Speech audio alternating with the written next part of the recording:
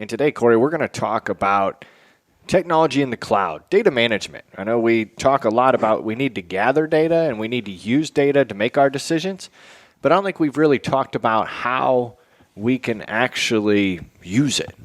Yeah, and in a world of, it seems like data management is at every farmer's doorstep, people knocking on trying to sell them something, it gets a little murky. So we need to figure that out. Yeah, so today we have the Eastern Sales Manager for North America, Luke James from Ag Leader. Ag Leader is a company based out of Ames, Iowa, but Luke is not, so excited to find out where he's sitting today. Previously, Luke was an agronomic and business management consultant at James Farms, so there's an ag tie in your background, right, Luke? And you've been with Ag Leader for how long? 15 years. Nice. And where are you at now? Tell us a little bit about Luke. Actually, right now I'm residing in St. Augustine, Florida. So I know that probably seems like, why would a guy from Illinois be living in Florida right now? We just kind of made the jump and decided to move. But yeah, I grew up on a farm in Western Illinois. Still actively engaged in the farm. Obviously from a little different perspective now, but grew up raising corn and soybeans. We had cattle, was around agriculture my whole life, worked on the farm my whole life. Led me to a career with Ag Leader. When I went to college, I was ag business agronomy minor. So again, just been engulfed in my whole time. We actually had a PF3000, which is one of Ag Leader's older yield monitors in our combine. I don't even think I realized that when I interviewed at Ag Leader that we actually had Ag Leader equipment on our combine. So I started Ag Leader, started in support like a lot of people that have been inside of that company. Worked my way up into the career that I am today. It's kind of the cool thing about Ag Leaders. You've got a lot of people with very similar stories, right? They grew up on a farm. They're actively engaged in agriculture. They're passionate about it. They use a lot of the technology that we develop, right? So I think that's kind of unique for us. Maybe that's not unique for all ag businesses, but it seems like there's a real farmer-centric vibe inside of the company. And, we're an independently owned company. Al started our company in 92. We're celebrating 30 years this year. So it's cool to see the camaraderie and the culture just continue to blossom. Yeah.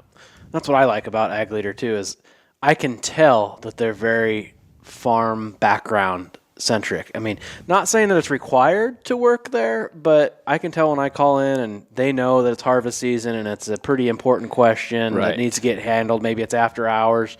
They know because so many of them have that farm background. Right. But it kind of made you guys a easy choice to talk about data and data management with, because we know that you could put data on a hard drive. You could use the SD cards in your phones, your iPads. You can throw it up into a cloud. But we want to dissect today how we can do this, what the best way to manage it is, and it's probably different on every farm, right, Luke? Absolutely. I think it's different in every farm. It's probably different depending on what region you're in as well, right? We see a lot of farms in the Midwest. I think of our operation, probably Corey's operation too, where it's a lot of, father, son, very family driven, versus if you go somewhere like in the Mid-South, we have a territory manager down there who has, it's a family farm, but they're not running the equipment, right? They have hired hands as a larger operation, a larger swath. So their needs are a little bit different than maybe what ours are, but we still have to provide tools that can provide value to all those different operations. So I think that's what's unique about us is we have a pretty wide suite of tools that can benefit those different types of operations. So we don't have David here today. Nope. So we don't have David to tell us that data is the currency of the internet and data is the currency of the future of farming. So I had to steal a quote from a professor. So this is, agriculture industry is utilizing data more now than ever before, said Brian Luck, a biological systems engineer professor at the University of Wisconsin-Madison. Is that the University of Wisconsin that just lost their head football coach? I don't know if that's the one. Anyway, data is gathered from within the soil, from within the fields, the plants that are growing on the fields, the weather occurring during the growing season, and the machinery used in the fields. So he's trying to sum up here in this article that we collect all kinds of data. But how many people, Corey, do you think actually use the data they collect? That's very good, because I know so many people that have a yield monitor in their combine and either aren't calibrating it or aren't using the data to make decisions. And that's a very expensive piece of equipment and technology to have on there.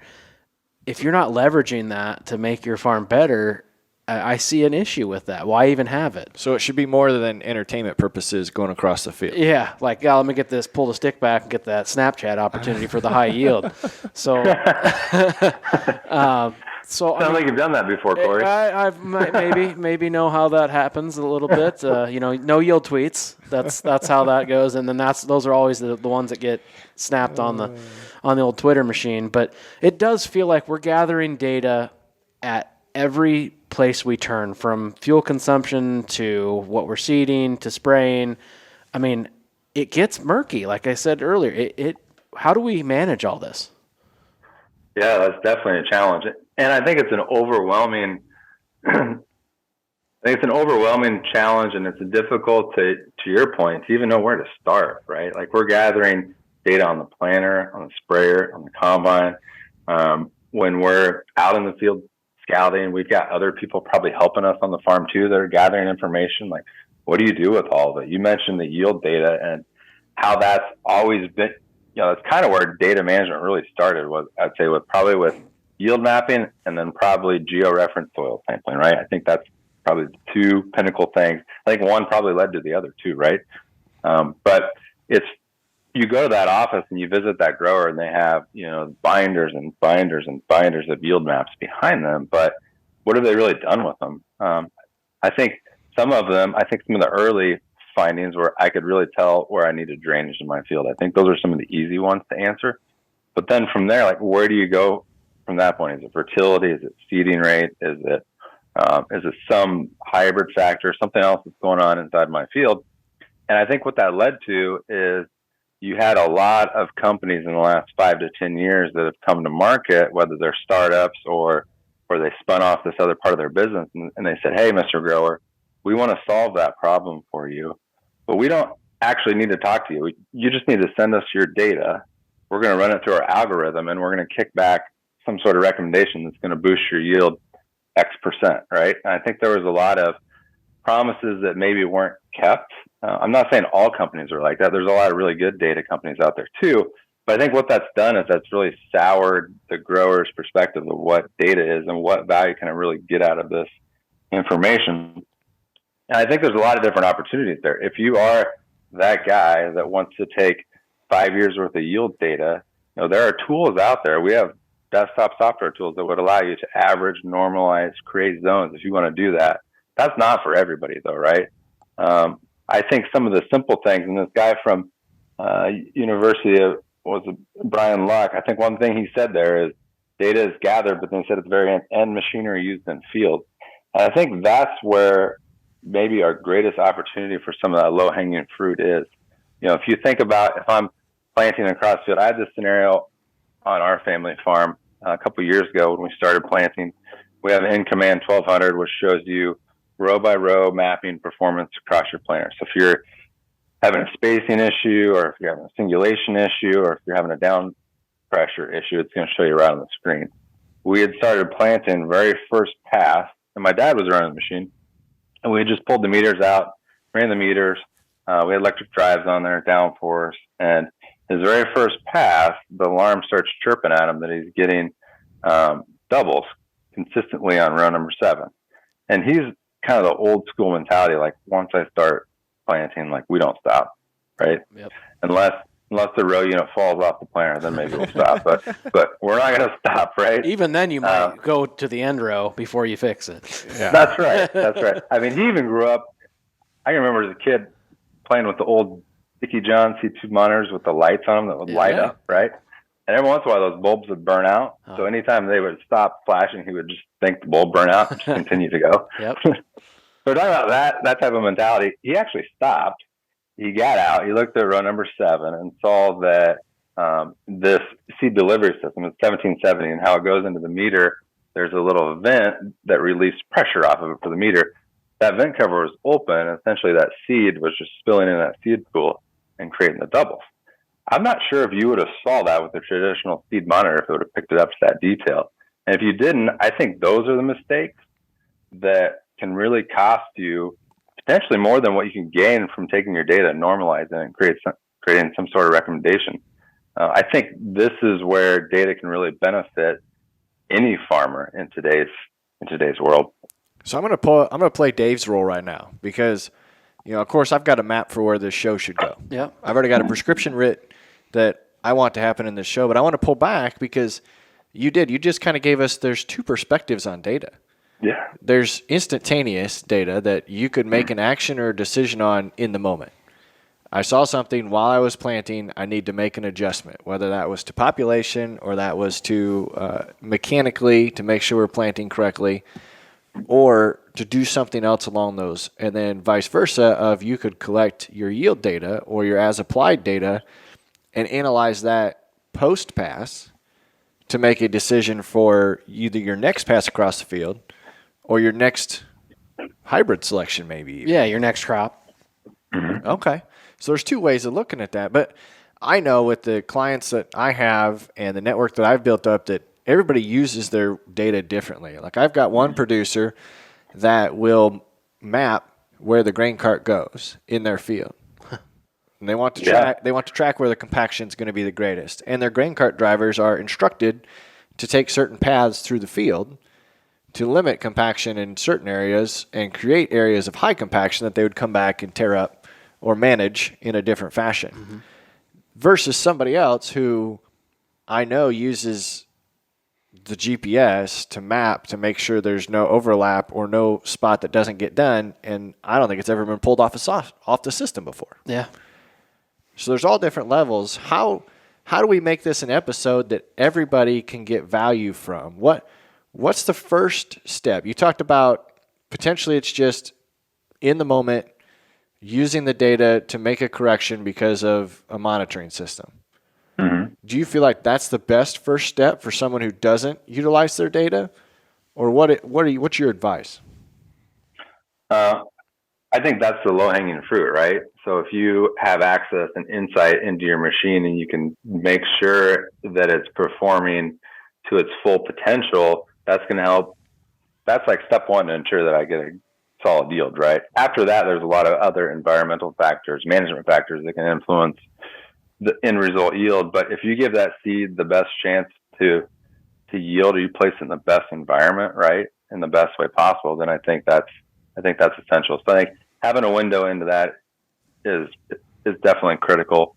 From there, you could really look at that yield piece a couple different ways. You mentioned, the ability to analyze that data later, right? So you got to have the display in the cab to collect all this first of all. Once you have it collected, then you have the opportunity to use it however you want, right? So it depends if Corey or Tanner, if you're the guy that likes to go home and analyze his data in, December, January, February, if you're really gifted, you've spent time learning the software, maybe you've got an agronomic background and you know some things to look for and you can help answer some of those questions, we've got tools that can help you.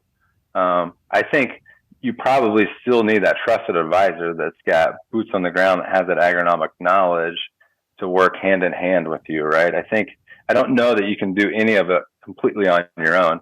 I'm sure there probably are some people that can, but it feels like if you're collecting that information, then you have the opportunity to do with it what you want. So if you're collecting the planting data, you're collecting the harvest data, and you have all that in a format that's accessible that you can either use on your own machine, or if you're using like our cloud software, you can automatically share that with your trusted advisor. If you have a crop consultant that analyzes your yield data for you and maybe creates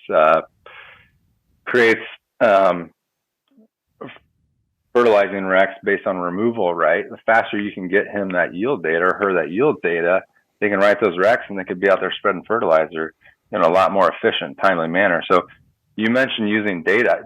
Man, there's so many different ways you can use it. I think step one is you got to collect it, right? And you got to collect it well.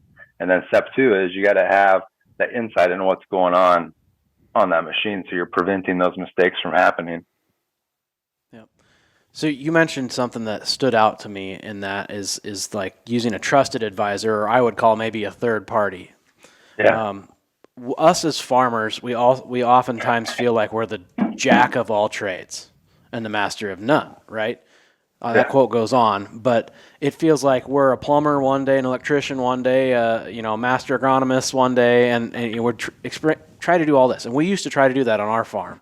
We used to try to go in, analyze all our data on Ag Leader's SMS, and we could get our way around it, but it's a lot of stuff that you're going through. It's intense. If you don't use it regularly, I would say at least once a week, it's like trying to learn how to ride a bicycle again, and you've never ran it, and you've never rode it. And so it just took us so long. So I would say those third party, those trusted advisors are key. It makes us focus on our job of let's just get good data, let's know how to run the system, and let's get it to our third party. So then we can they're unbiased, and then we can make accurate decisions on the farm based on what they tell us because we gathered really good data using Ag Leader. Okay, so let's do that. How do you collect it, Luke? What do our listeners need to have in their cab in order to collect this data? Yeah. Well, I think first and foremost, you need a display, right? So for us, if you run an Ag Leader equipment, you'd need an Ag Leader in command display, and a command 1200 is kind of our flagship display that then you could secondarily connect that display to your planter. You could collect planting information, hybrid information, population, downforce maps. You could see speed. You could see all that information there. That same display can be used across all the different facets of your operation. I think that's one thing that makes Ag Leader unique is we're an aftermarket company, so we build technology for all different brands and all different types of equipment. So that same display could then be turned around and used in your sprayer, and you could use it to record all the different herbicides you're spraying, if you're in fungicides. That same display that you're using for planting, you can also use that in your sprayer. You can start collecting all that spraying information. Again, it's really about having that display in the cab, but then also there's a little bit of management you got to do up front too, right? You got to have the right grower names, the right field names. You got to make sure you're recording the right products. Like there's some setup work you have to do out of the gate.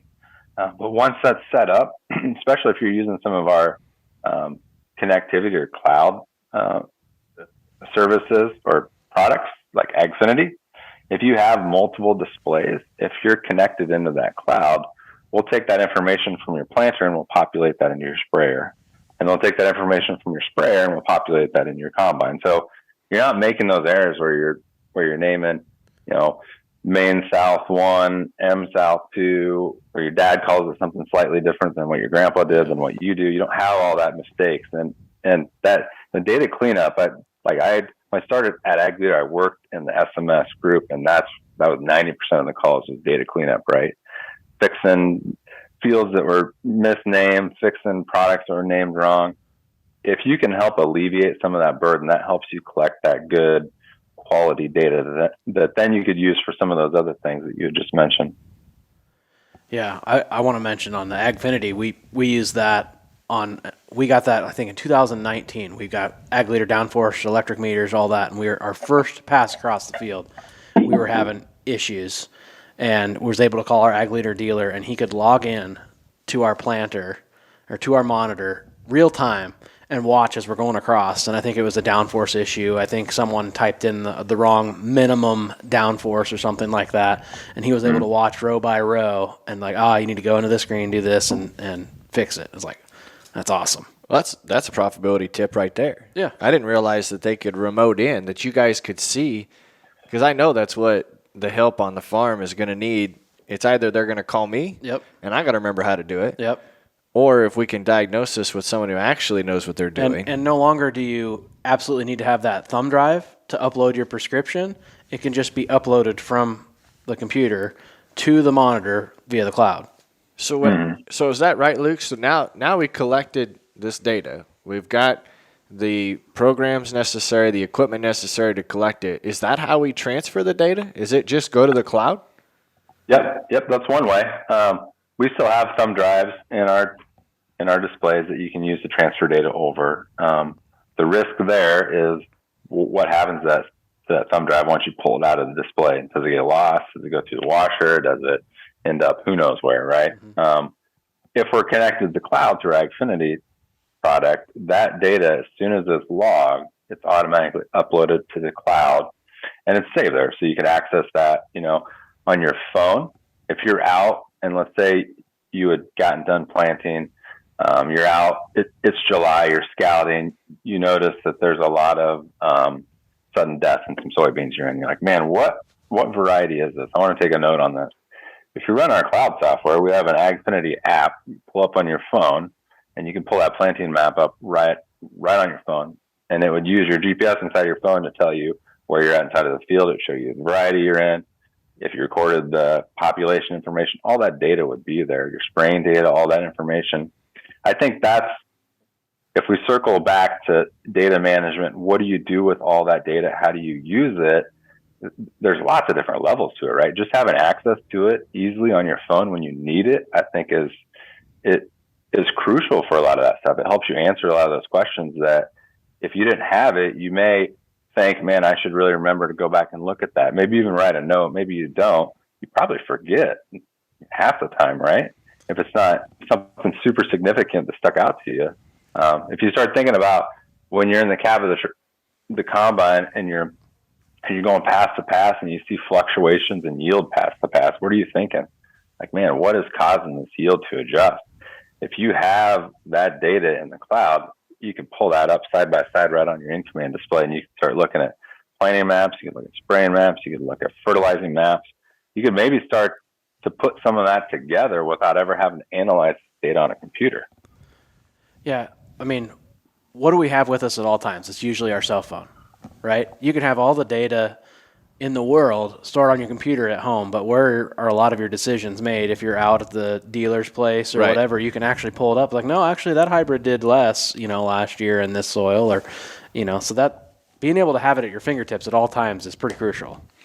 Well, I even thought about that, flagging rocks or tile blowouts or, something else in the field, just having the ability to do that. So yeah, absolutely. So what is the cloud? Do you know how to describe that to those who don't use it?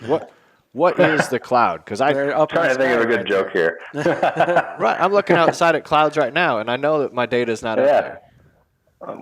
We don't know that, but it's a great question. What's the cloud? I think the cloud and the term data in the cloud has gotten some pretty, again, it's got some good things that go with it, but then there's also been some negative thoughts along with data in the cloud, right? Essentially, all we're doing is utilizing the internet to take that information from your display. If you're out in the field, you're probably utilizing a cellular connection, right? We have modems that you could put in your tractor, or you could turn on the hotspot on your phone or your iPad and use that data to transfer that information. And essentially, it goes to a server where it's stored and it's safeguarded, right? And then that server allows you to have access to it on any other device connected to the internet as well. We've got kind of a unique data policy at Ag Leader. If you read our terms of use and our data policy, we're very, and we've been this way from the beginning, we're very, very transparent and clear on this information is yours. We're not going to use this data. We don't claim ownership to this data. We're not going to mine it. We're not going to do anything with it, right? We are a aftermarket precision ag company. Like we don't sell seed. We don't sell fertilizer. We just sell Ag Leader hardware products and some of these software products you can utilize. So I think that's a concern with people when they think of data in the cloud. They think, what's that information being used for? And we're not doing anything for it. But we're just housing it for you so you can access it and move it around. So this is where data is not the currency of the internet. Data is your currency, and it stays in your possession. Whereas there's a lot of companies out there that will take your data, and it's still good for you, but they will actually turn around and make a lot of money selling that or making decisions on their own. Right. Yeah. It's good to know with Ag Leader that it's safe because I know there's a lot of people out there that don't want to share their data, don't want to transfer it to anybody else. They're so locked down and so scared it's going to get stolen. But we actually have here in central Iowa a couple of these clouds that take up 80 acres apiece of prime Iowa farm ground because they built these server hubs. Like the Amazon stuff? Right. Amazon, Microsoft here in central Iowa has developed kind of a tech hub where probably some of your information is being stored via the internet. How does that stuff work? Does Ag Leader rent space or buy space from someone like that, or do you have your own hub? Yep, exactly. We rent space and buy space from larger companies like that. I don't think that we could have all of the security measures in place to have such a large data field like what you described. Like, I think that would be extremely difficult for Ag Leader to house all that. And I think that there are companies that do that well, and there are a lot of companies out there that do that for a lot of other companies that you utilize too. Whether you know it or not, a lot of that information is stored on these servers, whether it's Amazon or Microsoft. It's something we don't think about very often. It sounds like a whole team of security people and all that, probably, because you hear about these data breaches all the time, and at the end of the day, it's kind of out of your hands, right? Yeah, that's interesting. We should take that old chicken shed that you have and just fill it full of servers. There we go. We're going to As long as you don't mind mice chewing all the wires. Well, it would be safe. It's going to come in there and it'll never get back out again. Well, that's good to know. But what if we're not ready, Luke, for the cloud? What if we got a listener here that goes, I'm not putting my data up there? Yeah, no, we get it. We serve all different types of growers. Like I said, different regions, different points in their farming careers, or what they believe in, or what they don't, right? So we have the ability to utilize the cloud if you're ready for it. If you're not, we still have that thumb drive on the side of the display that you can pull that information off. You could install SMS, which is our desktop software, on your PC at home, and you could import the data in and read it in and do what you want with it, or share it with your agronomist if you choose to from a thumb drive.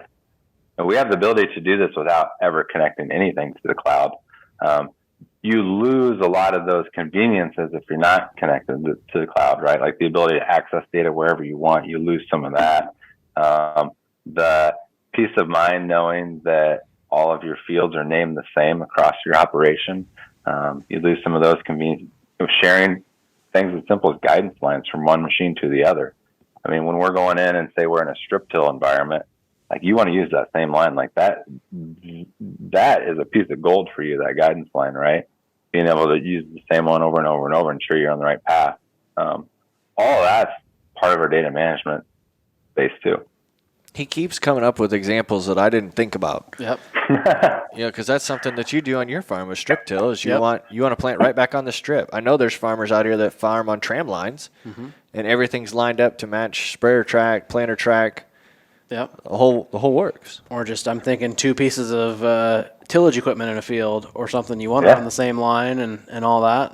So it makes sense. Yeah, we've got the ability to share those coverage maps back and forth too. So even if you have 2 planters in the same field and one planter planted all of the indrows, if you come in with that second machine and you're connected, now all of that application data, those maps, is transferred to that second machine. So when it hits the indrows, all the rows are shutting off one by one like they're supposed to. You're not getting that overlap. It's pretty crucial. Well, and we talked about cart ace also, to where if you're connected the combine and the tractor together, you can now potentially have a more efficient cart driver.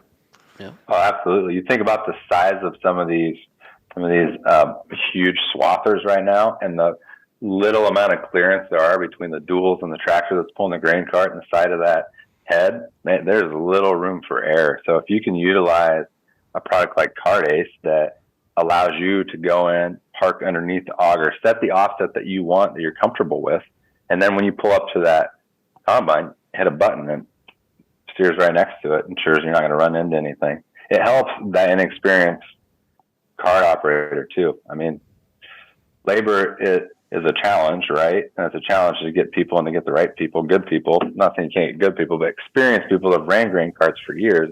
They're not always easy to find. This is all still data. All of it.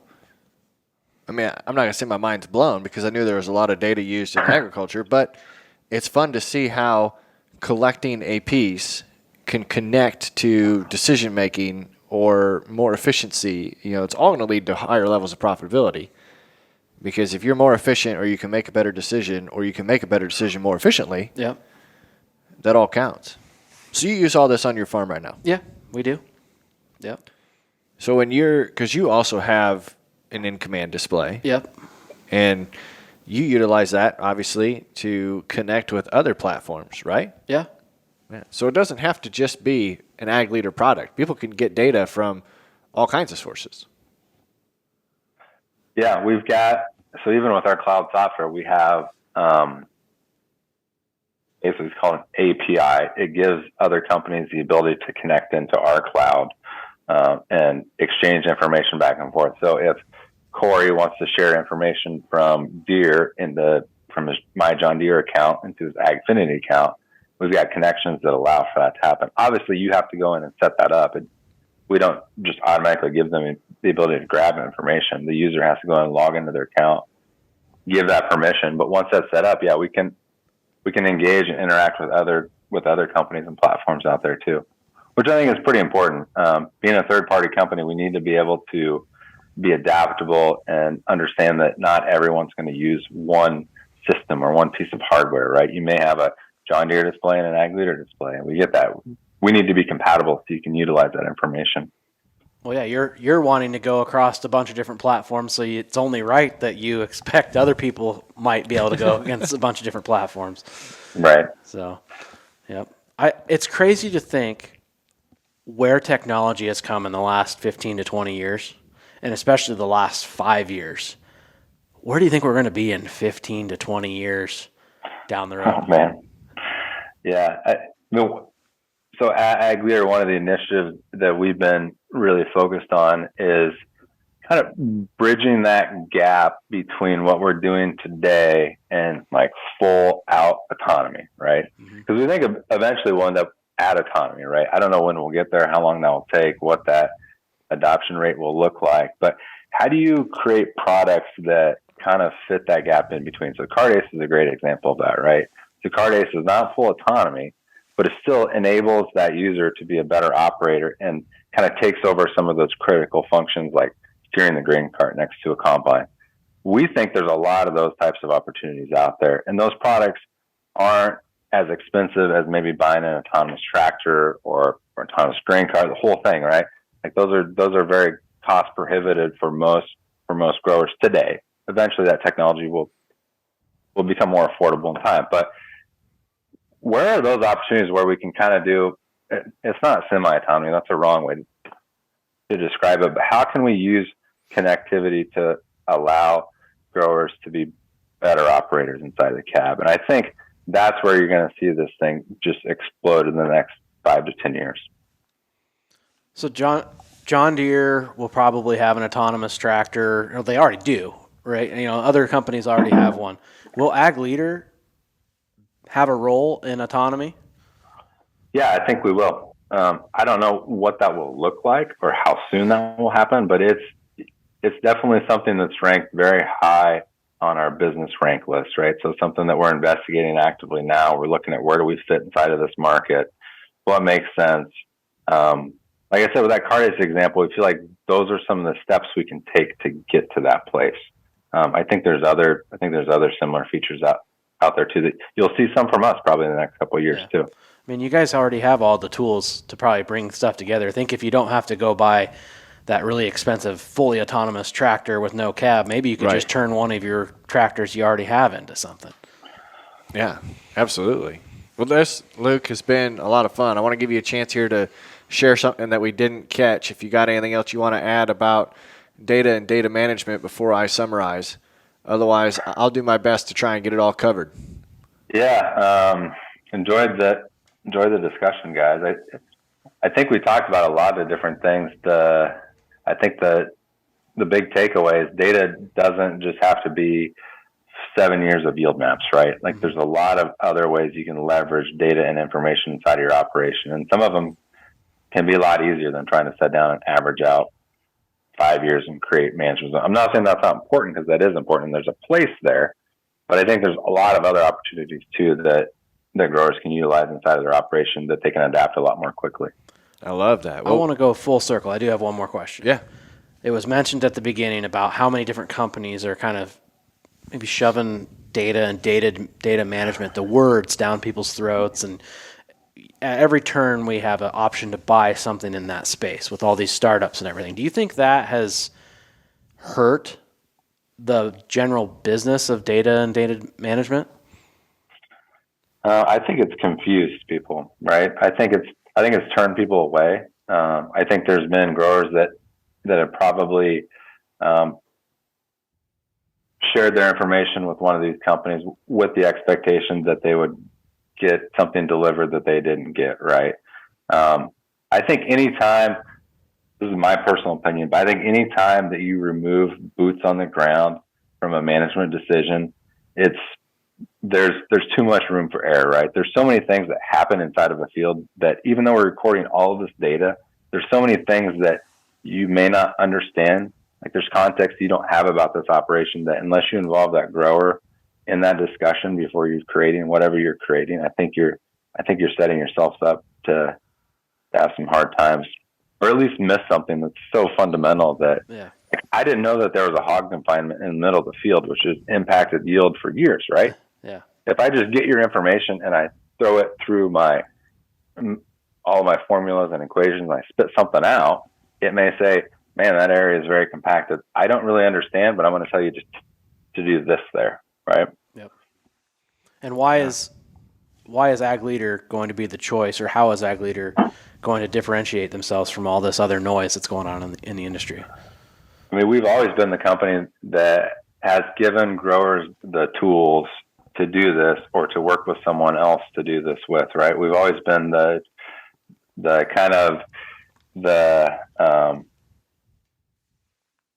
we've got this full suite of different things from desktop software to cloud software to auto steer to yield monitoring, all these things you can adapt in your operation. And then you have the power and the ability to use that however you want. And I don't think that will change. I think we'll continue to provide those types of tools that empower that grower to do what they choose to do. Yeah. I like that a lot. Well, And they're 30 years old. And they are. Happy anniversary. 30 years old. Birthday. It's not your anniversary. I know we always say companies have anniversaries, 30-year anniversaries, but it's really your birthday. Yeah. Birthdays. Yeah. All right. You have to think about the best advice that you've ever been given, because that's our payoff question at the end of every show. So I'm going to summarize. Corey, you get to challenge. Wow.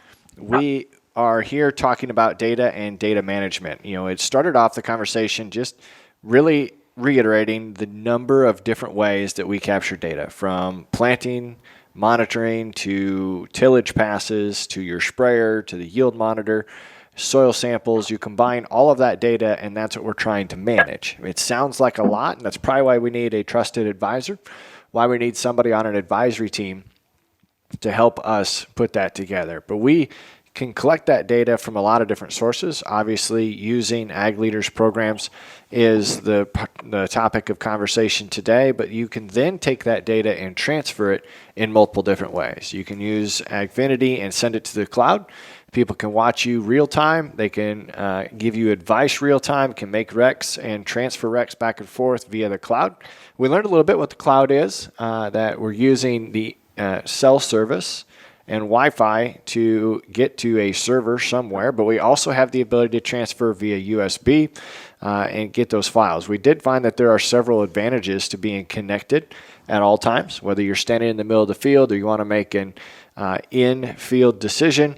There are benefits to doing that. We know that through Ag Leader and their terms of service that your information there is safe. We would caution you as listeners, if you're not using a program that has that types of terms of service for you, that you monitor how your information is being stored.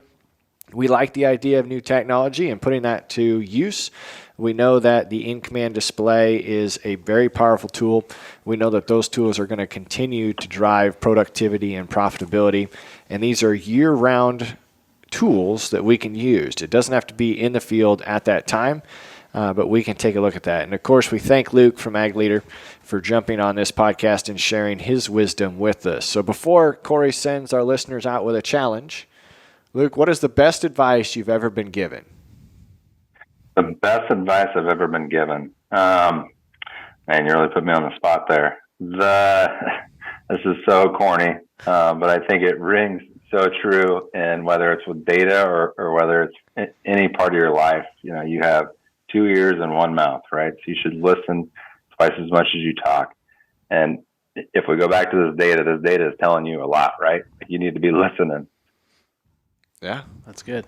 that was clear. That was clean. It almost took my challenge, but it didn't. Oh. I'm going to go to, we're capturing data at every turn. And if you're not, the first part of the challenge is start. Yeah.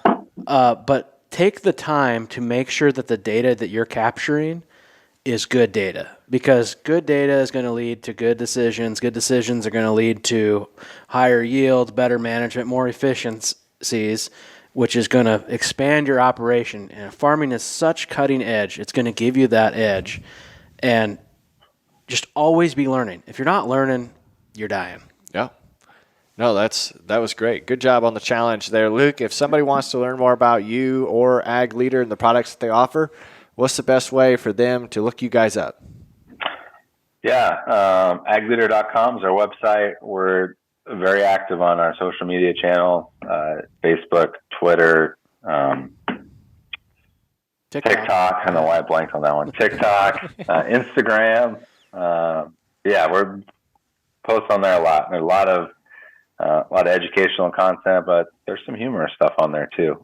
We've got some personality. Yeah, I really love your guys' TikTok. Yeah, this has been fun. I'm glad that this was able to work.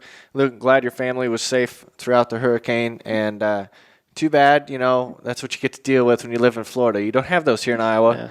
No hurricanes up here. But thanks again.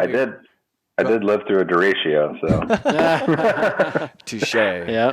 Touche. But yes, thanks again. And we really appreciate Ag Leader giving you some time to jump on here and share your wisdom with our audience. Yeah, we appreciate you guys, everything you do. Podcasts, your messages are great. Love your independent bias. Love your way you insert some humor into there too. We appreciate you guys are awesome advocates for agriculture. We appreciate you. We appreciate you too. And listeners, we also appreciate you. If you've got ideas, send them to farm4profit LLC at gmail.com. But until next time, have a good one.